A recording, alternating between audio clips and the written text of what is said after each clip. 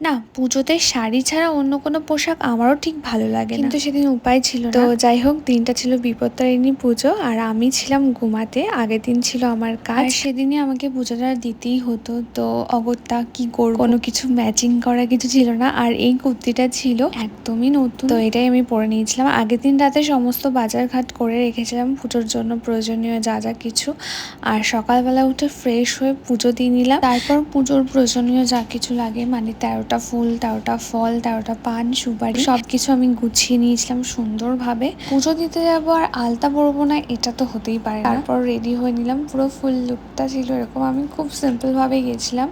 তো কুর্তিটা কিরকম লাগছে তোমরা জানিও। তারপর আমি আর বোন বেরিয়ে পড়লাম পুজো দেওয়ার জন্য। প্রথমেই চলে গেছিলাম মিষ্টির দোকানে ঠাকুরের জন্য একটু মিষ্টি নেওয়ার জন্য। আর মন্দিরে পৌঁছে দেখলাম প্রচন্ড ভিড়, অলরেডি অনেকক্ষণ থেকে সবাই দাঁড়িয়ে রয়েছে। প্রথম ব্যাচের পুজো শেষ হয়ে যাওয়ার পর আমিও বসে পড়লাম, আর এখানে মায়ের মুখটা কতটা সুন্দর লাগছে দেখতে। তারপর পুজো শুরু হলো। জানো তো, আমি না আগে কখনো বিপত্তারিণী পুজো করি, তো বিয়ের পর থেকে আমি এটা স্টার্ট করেছি।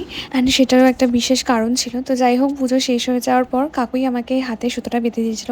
তারপর ধূপকাঠি মোমবাতি দেখিয়ে আমি এখানে চরণামৃত নিয়ে নিলাম। তারপর পুজো সেরে চলে গেলাম বাড়ির উদ্দেশ্যে। ভিডিওটা কেমন লাগলো জানিও। অনেক দিন পর, অনেক বছর পর আমি ভিডিও এডিট করতে বসেছি। সব সময় হয়ে ওঠে না ভিডিও এডিট করা মেকআপের জন্য। তো কেমন লাগলো জানিও কমেন্টে। দেখা হচ্ছে নেক্সট ভিডিওতে। টাটা।